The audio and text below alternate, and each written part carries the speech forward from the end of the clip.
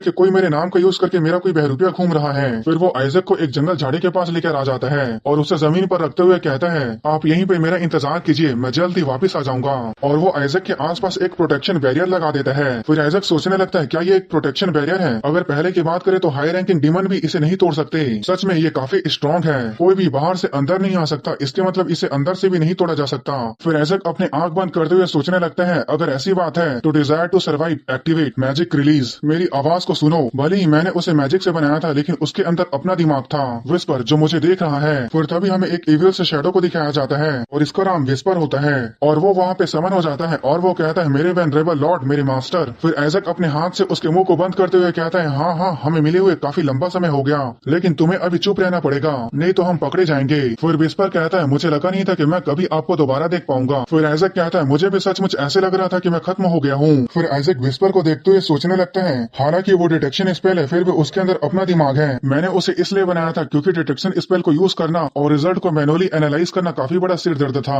फिर उसके बाद उसने अपने खुद की पर्सनैलिटी को बना लिया, पर फिर भी वो काफी क्यूट है। फिर विस्पर कहता है, मेरे लॉर्ड की इविलनेस पहले से कहीं ज्यादा ग्रेट है, बिना किसी गिल्ट के आपने एक बच्चे के बॉडी के ऊपर अपना कब्जा कर लिया, इसके लिए आपको कॉन्ग्रेचुलेशन।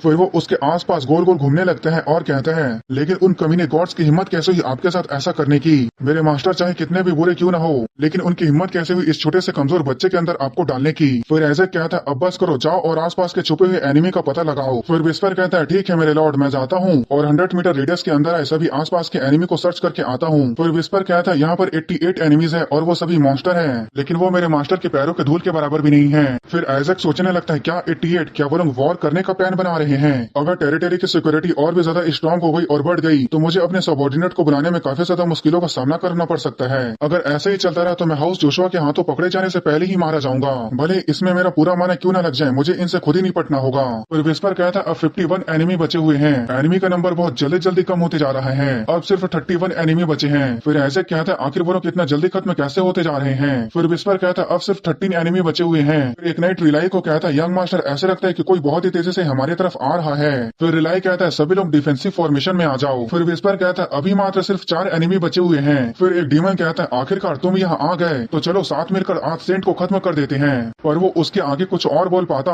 वो डीमन एक अटैक करता है और सभी एक ही अटैक में मारे जाते हैं, जिसे देखकर वहाँ खड़े नाइट भी डरने लगते हैं। फिर विस्पर कहता है, अब यहाँ पर एक भी एनिमी नहीं बचा है, मेरे डिटेक्शन के हिसाब से यहाँ पर सिर्फ एक ही बचा है और वो है शैडो लीच। और उन लोगों के सामने वही शैडो लीच होता है जो उस वक्त टेम्पल से भाग गया था। फिर वो शैडो लीच जोर से चिल्लाते हुए कहता है, आखिर तुम छोटे मोटे ह्यूमंस की हिम्मत कैसे हुई अपने घिनौने हाथ से मेरे लॉर्ड को छूने की? फिर आइजक हैरान होते हुए सोचने लगता है, अब उसे क्या हो गया है। फिर उसके बाद वो शैडो लीच कहने लगता है, मेरे किंग, मेरे मास्टर, और तुम लोगों की हिम्मत कैसे हुई मेरे मास्टर को एक छोटे मोटे बच्चे के बॉडी के अंदर ट्रैप करने की? फिर हमें बताया जाता है, आइजक ने जिस शैडो लीच को फ्री कराया, अपने मास्टर को देखकर उसका अफेक्शन आइजक के लिए टूट पड़ा। अब दूसरे शब्दों में आइजक ने अपने पैर पर ही कुल्हाड़ी मार दी। फिर वो शैडो लीच कहता है, आखिर तुम लोगों की हिम्मत भी कैसे हुई अपनी इन घिनौनी आंखों से उस बच्चे को देखने की? मैं तुम्हारे उन घिनौनी आंखों से सभी के आंसू निकाल दूंगा। फिर वही नेट जिसने आइजक के ऊपर बैरियर लगाया था वो कहता है, यंग मास्टर, वो क्या कह रहा है? फिर हमें बताया जाता है, वो लोग शैडो लीच के लैंग्वेज को नहीं समझ सकते क्योंकि शैडो लीच दूसरा लैंग्वेज बोलता है। फिर विस्पर कहता है, यहाँ सच में एक मुसीबत खड़ी हो गई है। फिर आइजक कहता है, ऐसा लगता है कि उस कमीने को पता चल गया कि मैं ही स्केलेटन किंग हूँ, उसने मुझे फॉलो करने का फैसला लिया है। लेकिन फिर दिखाया जाता है, सभी लोग शैडो लीच के ऊपर अटैक करने के लिए पूरी तरह से तैयार हो जाते हैं और यहाँ पर आइजक अपने मन ही मन कह रहा होता है, उसे दूसरों के सामने अपने आप को नहीं दिखाना चाहिए था। तभी वो अपने लैंग्वेज में डाटा बाबा करते हुए कहता है, तुम कमीने लोग मेरे लाइफ लाइन को छूना भी मत, वो मेरा सुपर रिच माना कोर है। पर उस नाइट को कुछ और ही लग रहा होता है और वो कहता है, यंग मास्टर आइजक, आप थोड़ा इंतजार कीजिए, मैं इसे खत्म करके जल्दी ही आपके पास आता हूँ। तभी वो शैडो लीच उस नाइट के पास आ जाता है और कहता है, मेरे मास्टर ने मुझे पहचान लिया है, मेरे गाइडिंग लाइट को उन्होंने पहचान लिया है। फिर वो नाइट कहता है, यंग मास्टर रिलाई, हमें इसे जल्दी खत्म करना होगा। पर तभी वो शैडो लीच अपने जगह से गायब हो जाता है और वो बहुत ही तेजी से आइजक की तरफ आगे बढ़ने लगता है और कहता है, मेरे मास्टर, मैं आपके पास तुरंत आ रहा हूँ। फिर रिलाई कहता है, वो शैडो लीच आइजक की तरफ जा रहा है। फिर शैडो लीच आइजक के पास पहुंचते हुए कहता है, तुम कीड़े मकोड़े होली नाइट्स, आखिर तुम्हारी हिम्मत कैसे हुई मेरे मास्टर को किसी गंदे जगह पे सील करने की? फिर आइजक मन ही मन कहता है, मैं उसे देख सकता हूँ, मैं अपने मानाकोर को अपने हाथों से जाने नहीं दे सकता। फिर वो बाबा बाबा करते हुए कहता है, तो चलो इसकी शुरुआत इस बैरियर को तोड़ के करो। और शायद वो शैडो लीच भी उसकी बातों को समझ जाता है और कहता है, मुझे आपका ऑर्डर मिल गया मेरे मास्टर। फिर वो उस बैरियर के ऊपर जबरदस्त अटैक करके आर पार हो जाता है, जिसे देखकर वो नेट जो बैरियर लगाया होता है वो कहता है, यंग मास्टर, बैरियर टूट गया है। जिसे सुनकर रिलाई घबराते हुए आइजक का नाम को चिल्लाने लगता है और बैरियर टूटने के बाद आइजक स्माइल करने लगता है और अपने डार्क माना को रिलीज करते हुए शैडो लीच को पकड़ा होता है और कहता है तुमने बहुत अच्छा काम किया, तुमने काफी मुसीबत खड़ी कर दी है, अब तुम्हें अभी आराम करने की जरूरत है। फिर उसके बाद वो उस शैडो लीच को ऑब्जॉर्व करने लगता है और उसे पूरी तरह से ऑब्जॉर्व करने के बाद उसका सिर्फ टोटेम बचा होता है जिसमें पहले वो शैडो लीच सील था और उसे देखकर रिलाई कहता है क्या ऐसा हो सकता है, उसने एक हाई रैंकिंग डीमन को टोटेम में सील कर दिया। और वो नाइट आइजक को उछालते हुए कह रहा होता है इन्होंने पहली बार में ही हाई रैंकिंग डीमन को टोटेम में साइड कर दिया, ये काफी ज्यादा इनक्रेडिबल है। और वो सभी लोग आइजक को उछालते हुए कह रहे होते हैं इतना पावरफुल होली स्पेल सिर्फ सेंटेस या कार्डिनल ही यूज कर सकते हैं। और आइजक वही सोच रहा होता है मैं कैसे होली स्पेल का यूज नहीं किया, ये तो सिर्फ मेरा माना था।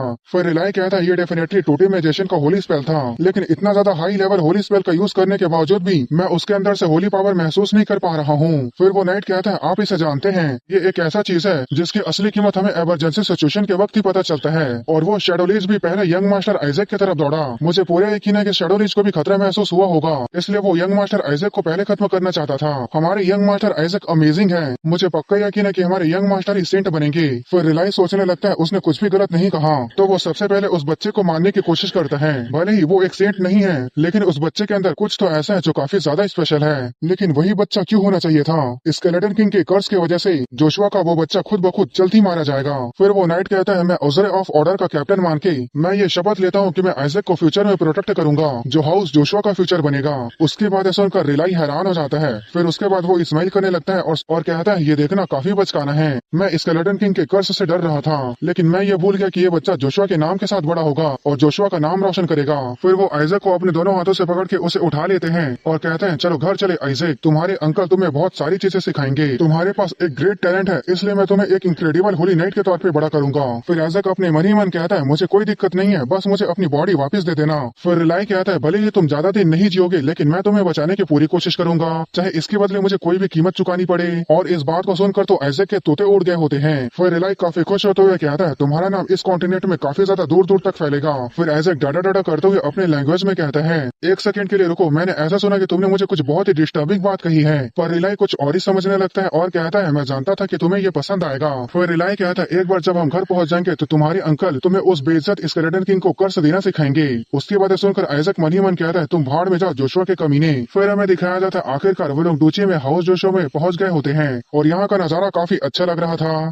और आइजक इधर उधर सभी तरफ देख के वो काफी ज्यादा हैरान हो जाता है, ये जोशुआ के कमीने वो डीमन को बुरी तरह से मारते हैं, लेकिन वो सच में यहाँ पर एक शानदार जिंदगी जी रहे हैं। आखिर इन सब की कीमत क्या होगी? वे बुर्गेओइस कहीं के, मैं उन लोगों का पेट पालने के लिए जो भी कर सकता था वो करता था, मैं अपने आप को पूरा थका देता था। फिर पीछे से विस्पर निकलते हुए कहता है मेरे लॉर्ड ये जगह तो हमारे बंजर जमीन से बिल्कुल ही एक अलग लेवल पर है। फिर आइजक कहता है मैं जानता हूँ, तुम अब चुप रहो। और गाइस सच में विस्पर जो है माई लॉर्ड मास्टर बोल के उसी के सामने उसी की बेइज्जती कर देता है। फिर रिलाई कहता है ये जोशुआ का रेजिडेंस है आइजक, कॉन्टिनेंट में एक्सोसिज्म और मॉन्स्टर लिंक यहीं से शुरू हुआ, उनकी तरफ देखो, जब तुम बड़े हो जाओगे तो तुम भी इन बच्चों के जैसे हो जाओगे। फिर दिखाया जाता है वो लोग एक पुतले के सामने ट्रेनिंग कर रहे होते हैं और वो लोग उस पुतले को मारते हुए कहते हैं मरो स्केलेटन किंग, और वो लोग उसे बुरी तरह से मारते हुए कहते हैं तुम्हारा शक्ल टट्टी से भी ज्यादा खराब है, अगर हम तुम्हारी हड्डियों का पाउडर बना के उस भभूत को अपने माथे पर लगा ले तो भी ये काफी नहीं होगा। और उनकी ऐसी ट्रेनिंग देखकर आइजक घबराते हुए सोचने लगते हैं आखिर तुम लोग बच्चे को क्या सिखाते हो, कहीं मैं जल्लाद के फैमिली में तो पैदा नहीं हो गया। फिर वो सोचने लगते हैं तो भी इससे कोई फर्क नहीं पड़ता,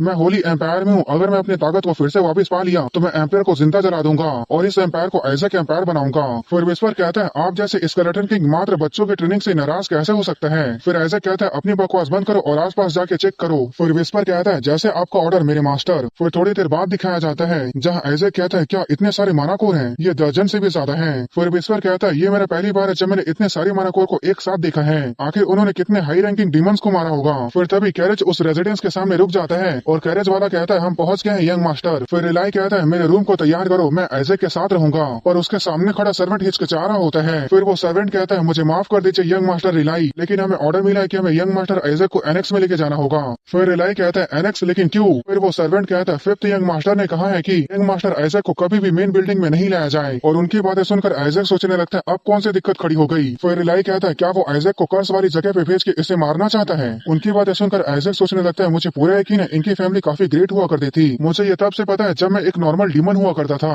ऐसा लगता है कि अब हाउस जोशुआ अलग अलग हो रही है। फिर रिलाई कहता है मेरा ब्रदर जरूर कुछ बकवास बातें कर रहा होगा। फिर आइजैक सोचने लगता है हाँ ये बिल्कुल सही है, मैं एक मेंशन में अपनी जिंदगी को बहुत ही अच्छे तरह से एंजॉय कर सकता हूँ, तो मैं भला ही एनेक्स में क्यों जाना चाहूंगा। फिर तभी पीछे से विस्पर आता है और स्माइल करते हुए कहता है एनेक्स में माना कोर है, जिसकी बातें सुनकर आइजैक हैरान हो जाता है। फिर रिलाई कहता है पीछे हटो, मैं बिल्कुल भी अलाउ नहीं करूंगा कि मेरा नेफ्यू उस जैसी जगह पे जाए। और आइजैक डा डा डा करते हुए कहता है नहीं मुझे एनेक्स जाना है, चलो मेरे कमरे में चलते हैं आइजैक, मैं तुम्हें हर रात सोने से पहले होली स्क्रिप्चर पढ़ के सुनाऊंगा कि कैसे ग्रेट सेंटेंस ने स्केलेटन किंग के खिलाफ लड़ाई लड़ी। जब हम ये सब कर लेंगे तो मैं तुम्हें स्केलेटन किंग के लिए खास तौर पे यूज की जाने वाली एक्सोर्सिज्म मेथड के बारे में बताऊंगा। और वहीं आइजैक कह रहा होता है मुझे एनेक्स जाने दो, यही मेरे लिए एक्सोर्सिज्म है। फिर तभी उसके सामने एक आदमी आ जाता है और कहता है तुम किस बेघर बच्चे को लेने के लिए इतना ज्यादा हंगामा कर रहे हो, मुझे यकीन है कि मैंने कहा था कि उस बच्चे को एनेक्स में भेज दो। काफी लंबे समय के आने के बाद अपने चेहरे को पहली बार दिखाने के बाद क्या तुम अपने ब्रदर के खिलाफ जाओगे। फिर हमें इसके बारे में बताया जाता है कि हाउस जोशुआ का फिफ्थ सन गोवेल जोशुआ होता है। उसे देखकर आइजैक सोचने लगता है अब ये क्या है, क्या ये ठग है।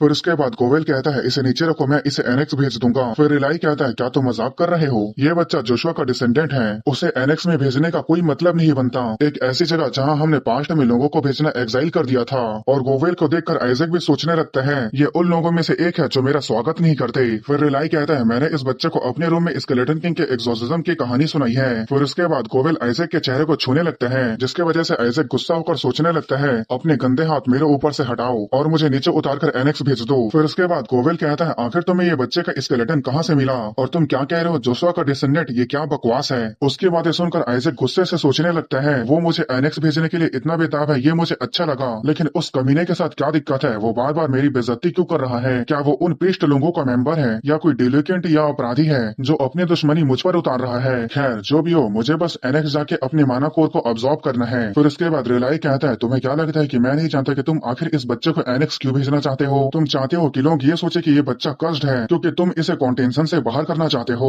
उसकी बातें सुनकर आइजैक सोचने लगता है क्या कॉन्टेंशन से बाहर, यहाँ पर कॉन्टेंशन का बाहर करने का मतलब समझ लो कि आइजैक को सेंट के डिडेट से बाहर करना चाहता है। फिर उसके बाद आइजैक आगे सोचता है मैं ऐसे नहीं होने दे सकता, मैं इस हाउस को पूरी तरह से बर्बाद कर दूंगा, फिर मैं सेंट बनूंगा, उसके बाद पॉप बनूंगा, फिर उसके बाद मैं उन गॉड से बदला लूंगा।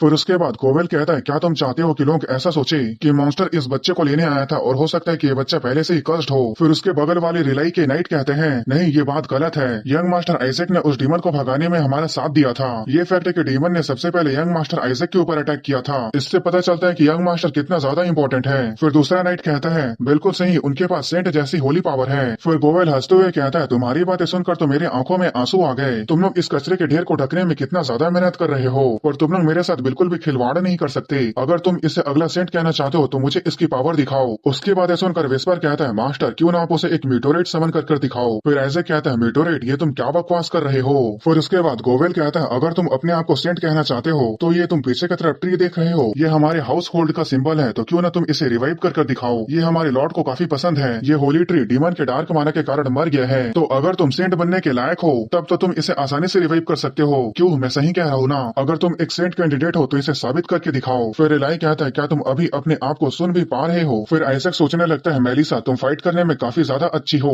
लेकिन तुम्हारे डिसेंडेंट काफी ज्यादा बेवकूफ है, तुम्हारा पहला बेटा मिसिंग है और तुम्हारा दूसरा बेटा एडॉप्टेड है। फिर तभी आइजैक सामने देख के हैरान हो जाता है और कहता है आखिर ये है क्या। फिर विस्पर कहता है ये तो आपके लिए बहुत ही अच्छा है। फिर आइजैक विस्पर को पकड़ता है और कहता है तो तुम इतना समय से सोच क्यों रहे हो। फिर उसे सामने की तरफ फेंकते हुए कहता है अब जल्दी से जाओ। फिर उसके बाद रिलाई कहता है एक होली ट्री जो 70 साल से मरा हुआ है, तुम चाहते हो कि एक बच्चा जो ठीक से बोल भी नहीं सकता वो इसे रिवाइव करे। फिर तभी पीछे की तरफ से रोशनी आने लगती है जिसे देखकर वो दोनों काफी ज्यादा हैरान हो जाते हैं। उसे देखकर रिलाई सोचने लगता है आखिर ये है क्या, ये होली ट्री। फिर दिखाया जाता है जो होली ट्री पूरी तरह से मुरझा गया था वो हरा भरा हो गया होता है। उसे देखकर रिलाई कहता है ये होली ट्री जो मर गया था वो फिर से अपने लाइफ में वापस आ चुका है। फिर गोवेल कहता है प्यूरिफिकेशन और हीलिंग मैजिक के बावजूद भी ये रिवाइव नहीं हो पाया, आखिर अभी हुआ क्या। फिर आइजैक सोचने लगता है कुछ भी नहीं हुआ, बस उस होली ट्री के जड़ों के पास थोड़ा सा डार्क माना था। फिर विस्पर कहता है और मैंने वो सारा डार्क माना ऑब्जॉर्ब कर लिया। फिर उसके बाद रिलाई का एक नाइट कहता है सर रिलाई ये होली ट्री के साथ अभी हुआ क्या।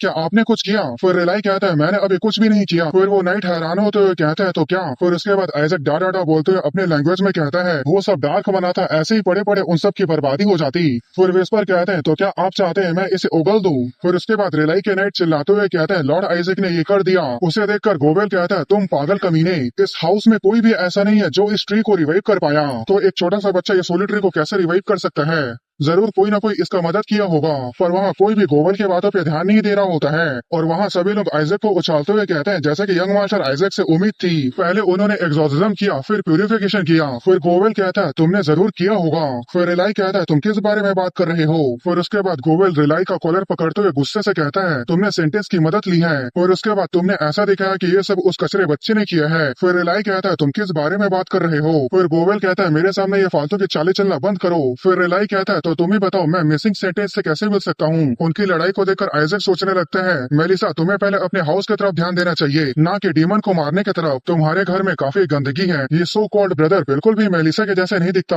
बल्कि अगर तुम रिलाई को मेलिसा का दूसरा रूप पाओगे तो मुझे इस बात पर यकीन हो जाएगा। फिर विस्पर कहता है वो हाफ ब्रदर है, मतलब सौतेला भाई है। फिर आइजक कहता है अच्छा ऐसी बात है, मुझे वो बिल्कुल उस कमीने पॉप के जैसे लग रहा है। फिर गोवेल चिल्लाते हुए कहता है ऐसा दिखावा मत करो जैसे कि तुम कुछ भी नहीं जानते। तुम्हें क्या लगता है कि मुझे नहीं पता? तुम इस छोटे से कचरे को सेंट कैंडिडेट बनाने के लिए यहाँ लेकर आए हो। तुम ये जानते हुए भी बेईमानी का खेल खेल रहे हो कि हमारे घर में ऑलरेडी एक सेंट कैंडिडेट है। फिर आइजक कहता है क्या इस हाउस में एक और सेंट कैंडिडेट है? ऐसा लगता है वो कमीना उस सेंट कैंडिडेट को जिताना चाहता है। फिर विस्पर कहता है और आप उस सेंट कैंडिडेट से कम्पीट करने वाले हो, फिर भी आप इस बात से जरा सा भी परेशान नहीं हो। फिर आइजक कहता है क्या तुम्हें नहीं लगता कि वो कमीना उसका साथ दे रहा है तो वो भी कमीना होगा? अगर ऐसी बात है तो उसे पीटने में काफी मजा आएगा। फिर विस्पर कहता है हाँ ये बात समझ में भी आती है। फिर उसके बाद रिलाई भी गुस्सा हो जाता है और वो कहता है तो क्या हमें उसे छोड़ देना चाहिए? वो हमारा नेफ्यू है और हमारा फर्स्ट ब्रदर का बेटा है, उसके पास भी हमारे हाउस को लीड करने का अधिकार है। फिर गोवेल कहता है ये क्या बकवास है, वो फर्स्ट ब्रदर जब हमारा हाउस खतरे में था वो भाग गया। तुम कह रहे हो कि वो कमीना जिसने हमें अभी अभी बताया कि उसका एक बच्चा भी है, क्या वो हमारा फर्स्ट ब्रदर हो भी सकता है? फिर आइजक सोचने लगता है इसलिए मेरे साथ ऐसा बर्ताव किया जा रहा है, मुझे क्या मस्त जिंदगी मिली है। फिर उसके बाद विस्पर कहता है आप अपनी जिंदगी के बारे में इतना बेपरवाही से बात नहीं कर सकते।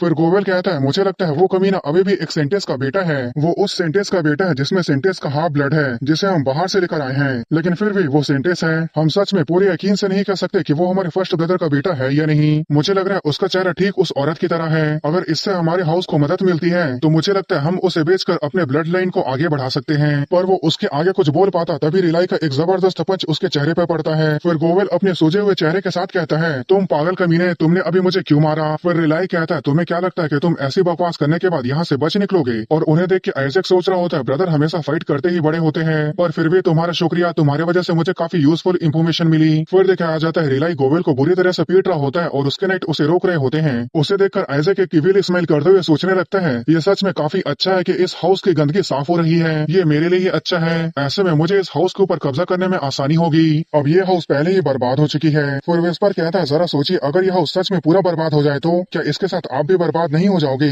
फिर आइजक कहता है अपनी बकवास बंद करो। फिर उसके बाद दूसरे जगह का सीन दिखाया जाता है जहाँ आइजक काफी क्यूट फेस बना के बैठा होता है। फिर वो गुस्से से सोचने लगता है ये काफी ज्यादा एनोइंग है। फिर दिखाया जाता है वहाँ मीटिंग चल रही होती है और आइजक उन सभी के बीच टेबल के ऊपर बैठा होता है। फिर तभी वहाँ लोग बात करने लगते हैं क्या एक और लड़का, हम एक और लड़के का क्या करेंगे? और उनकी बातें सुनकर आइजक गुस्से से सोचने लगता है इस फालतू से हाउस में कोई भी समझदार नहीं है। फिर उसके बाद लोग वहाँ बात करने लगते हैं हमने उस कुतिया को सेंटेंस मान लिया था तो कम से कम उसे एक और फालतू सा बेटा तो पैदा नहीं करना चाहिए था, उसे सेंटेंस बनने का कोई हक नहीं है। उनकी बातें सुनकर आइजक सोचने लगता है तुम पागल कमीने, तुम लोग काफी ज्यादा बोल रहे हो, तुम लोग अपनी हद पार कर रहे हो। फिर उसके बाद एक औरत कहती है सभी लोग चुप हो जाओ। फिर उसके बाद वो औरत कहती है हमने उस बच्चे को माइनर हाउस में पालने का फैसला किया है जो स्पॉटलाइट से दूर रहेगा। फिर उसके बाद हमें इस औरत के बारे में बताया जाता है ये पैट्रियार्च की सेकंड वाइफ होती है, इसका नाम हेना जोशुआ होता है और ये एक्टिंग मैट्रियार्च भी होती है। मैट्रियार्च मतलब पैट्रियार्च के पोजीशन के बराबर और एक्टिंग मैट्रियार्च मतलब अगर रियल मैट्रियार्च नहीं होती तो उसके जगह एक्टिंग मैट्रियार्च काम करेगी। फिर वो कहती है तुमने इस बच्चे को इस जगह पर क्यों लेकर आया? उसकी बातें सुनकर आइजक सोचने लगता है ये खुले आम दुश्मनी दिखा रही है, मुझे एनेक्स भेजने की कोशिश करने वालों के पीछे वही होगी। फिर उसके बाद गोवेल गुस्से से कहता है हमारी एक्टिंग मैट्रियार्च तुमसे सवाल पूछ रही है तो रिलाई तुम उनका जवाब क्यों नहीं दे रहे हो? उसे देखकर आइजक सोचने लगता है वो उस कमीने अंकल की मदर है। फिर उसके बाद रिलाई कहता है तो फादर यहाँ नहीं है। फिर उसके बाद हेना कहती है वो अभी टाउन के बाहर है, सेंट कैंडिडेट की पूरी सिचुएशन गड़बड़ा गई है। फिर रिलाई कहता है ये कितनी शर्म की बात है, उन्हें ये खबर सुननी चाहिए थी कि हाउस जोशुआ के सबसे छोटे ग्रैंडसन ने होली ट्री को रिवाइव कर दिया है। उसकी बातें सुनकर वहाँ सभी लोग हैरान हैरान हो जाते हैं। फिर गोवेल अपने जगह से खड़े होते हुए कहता है ये सिर्फ एक कोइंसिडेंस है, आखिर एक छोटा सा बच्चा ऐसे कैसे कर सकता है, ये हमारे द्वारा किए गए हाउस जोशुआ के प्रेयर का नतीजा है जो उस होली ट्री को रिवाइव किया है। फिर उसके बाद एक एल्डर कहती है अगर इसे ध्यान से सोचो तो इसका सोल्यूशन पैट्रियार्च भी नहीं ढूंढ पा रहे थे, तो आखिर एक छोटा सा बच्चा ये कैसे कर सकता है। फिर हेना कहती है मैं भी इस बात से एग्री करती हूँ, इस बात का कोई भी सबूत नहीं है कि ये काम इस बच्चे ने ही किया है। फिर उसके बाद एक एल्डर कहता है एक्टिंग मैट्रियार्च बिल्कुल सही बोल रही है, ये एक ग्रेट ब्लेसिंग है कि होली ट्री को लाइफ वापस मिल गई है।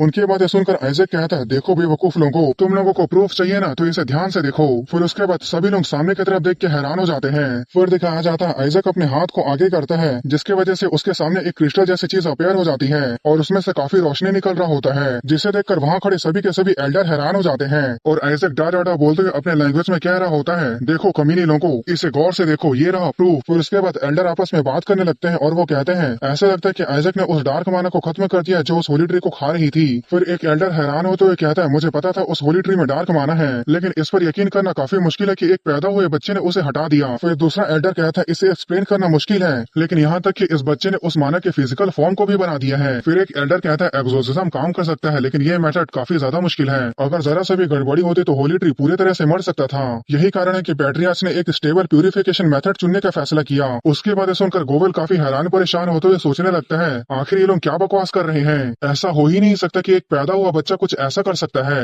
फिर उसके बाद रिलाई खड़े होते हुए कहता है ये दूध पीता बच्चा, इसने वो काम कर दिखाया जो पिछले 70 सालों में सेंट्रल पेप्सी में कोई नहीं कर सका। और उसके बाद सुनकर आइजैक की नाक ऊंची हो जाती है और गोवेल हैरान होते हुए कहता है आखिर ये क्या बोल रहा है। फिर उसके बाद गोवेल अपने हाथ को टेबल पर पटकते हुए कहता है एल्डर्स क्या सचमुच आप इस जैसी बकवास चीजों पे भरोसा कर रहे हो, एक इन्फेंट एक्सोर्सिज्म तो दूर की बात है, ये तो ठीक से बोल भी नहीं सकता। जब दुनिया को इसके बारे में पता चलेगी तो हम सिर्फ लोगों के सामने एक मजाक बन के रह जाएंगे। उसे गौर से देखो, इस पर यकीन करना भी मुश्किल है कि वो हमारे ब्लड लाइन से है या नहीं, कौन जानता है असल में वो कोई दूसरे फैमिली से हो। फिर उसके बाद रिलाई कहता है डियर रिस्पेक्टेड एल्डर्स मेरी बातों को प्लीज ध्यान से सुनो, ये बच्चा अगला सेंट बनेगा, यहाँ तक कि हो सकता है कि अगला पॉप भी बन जाए। उसकी बातें सुनकर आइजैक सोचने लगता है ये बिल्कुल सही कह रहा है। फिर उसके बाद रिलाई आइजैक को अपने दोनों हाथों से उठाते हुए कहता है यहाँ तक कि हो सकता है कि ये अपने हाथों से स्केलेटन किंग को मारे। और इस बात को सुनकर आइजैक काफी ज्यादा गुस्सा होकर सोचने लगता है ये क्या बकवास है, क्या तुम चाहते हो कि मैं अपने आप को खुद मार दूं। उसके बाद सुनकर एक एल्डर हैरान होते हुए कहता है क्या स्केलेटन किंग। फिर दूसरा एल्डर कहता है क्या वो खतरनाक डीमन किंग। उसके बाद सुनकर हैना सोच रही होती है तुमने अपना कब्र खुद खोदा है रिलाई, तो बाद में मुझे इसके लिए दोष मत देना।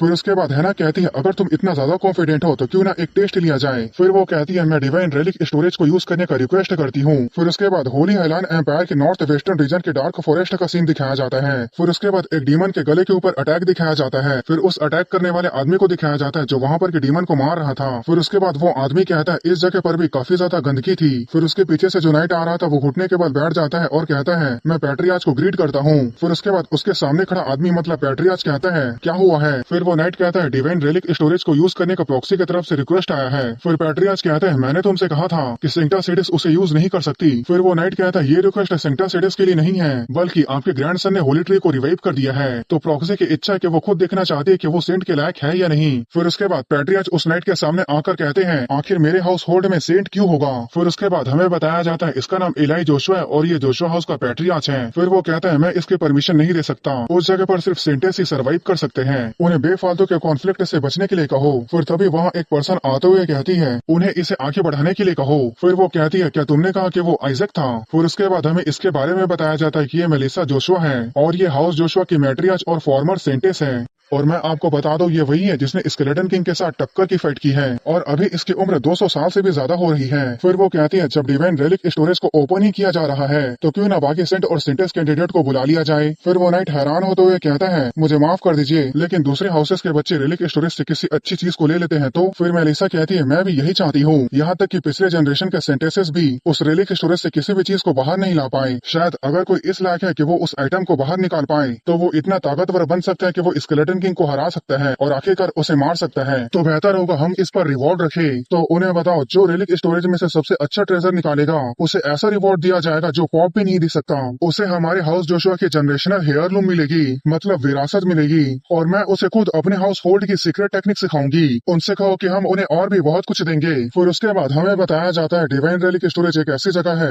जहाँ पर एक सीक्रेट टेक्निक के साथ साथ कई सारे डिवाइन रेलिक भी रखे जाते हैं। एक सेंटेंस इस रेलिक स्टोरेज को हमेशा गार्ड करती है। जिस रेलिक स्टोरेज का ओनर हाउस जोशुआ को कहा जाता है, क्योंकि इसमें सिर्फ 10 साल से कम उम्र के बच्चे ही अंदर जा सकते हैं। इसलिए इस रेलिक स्टोरेज का यूज एक तरह से सेंटेंस कैंडिडेट के रिचुअल की तरह देखा जाता है। जब वो 1 साल के होते थे तो अंदर जाते थे और कुछ चुनते थे। जिन चीजों को चुनकर बाहर लेकर आते थे उससे अंदाजा लगाया जाता था कि उनके पास किस तरह की पावर होगी।